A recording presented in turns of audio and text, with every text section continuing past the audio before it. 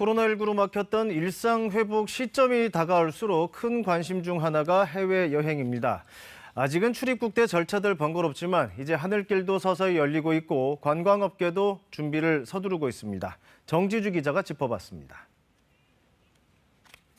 주인 대신 인형이 해외여행길에 오릅니다. 인형이 떠나는 해외여행, 한 여행사가 출시한 이색 상품인데요. 여행사로 최애의 인형을 보내면 그 인형을 현지에 있는 가이드가 받아서 유명 관광지를 돌아보는 방식입니다. 솔직히 저희도 팀 내부에서는 이런 상품이 되겠냐는 반응이 조금 있었어요. 그래도 저희 연령대 분들은 이제 공감해 주시고 괜찮을 것 같다라고 하셔가지고 추진해보게 됐어요. 실시간 인증샷을 받고요. 나중에는 인형과 함께 기념품도 받는다는데요. 대리만족이죠. 하지만 이제는 곧 인형 말고 내가 갈 수 있을 것 같습니다. 코로나로 굳게 닫혔던 하늘길이 열리고 있어서인데요.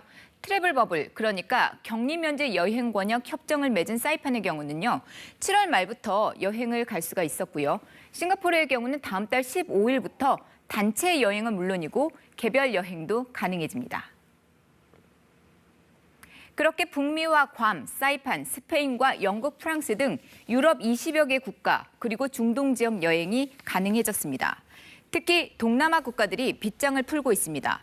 태국의 경우 다음 달부터 방콕과 파타야 등 주요 도시를 접종을 완료한 40여 개국 관광객들에게 개방합니다.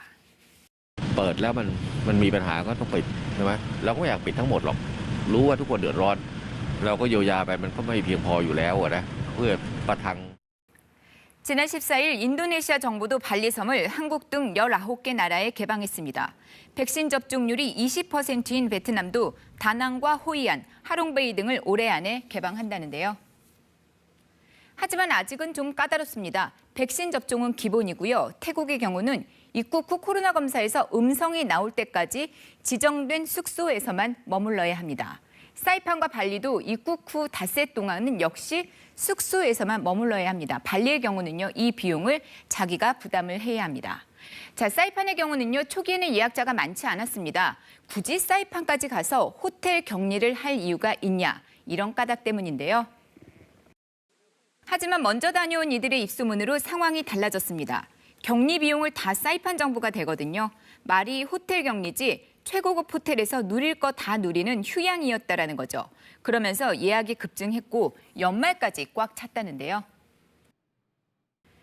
그렇게 관광업계가 바빠지기 시작했습니다. 명퇴에 휴직까지 개점 휴업 상태였던 여행사는 정상 출근 분위기로 전환을 했고요. 항공업계도 바빠졌습니다. 일단 대한항공이 다음 달부터 19개월 만에 하와이 노선을 재개하거든요. 항공사들도 속속 항공편을 늘리고 있습니다.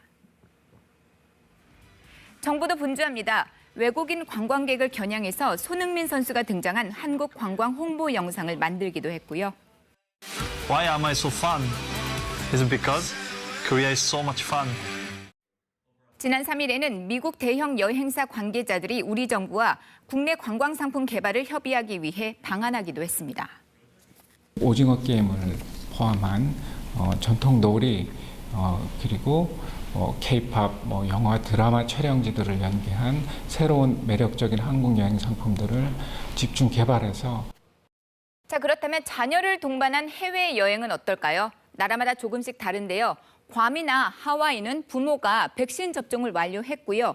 자녀가 출국 전 검사에서 음성을 받았다면 격리 없이 여행이 가능합니다. 문제는 귀국 후입니다. 일단 백신 접종 완료자와 만 6세 미만의 자녀는 격리가 면제가 됩니다. 다만 6세 이상의 어린 자녀는 접종을 완료하지 않은 일반 내국인처럼요. 귀국 후 14일 동안 자가격리에 들어가야 합니다. KBS 뉴스 정지주입니다.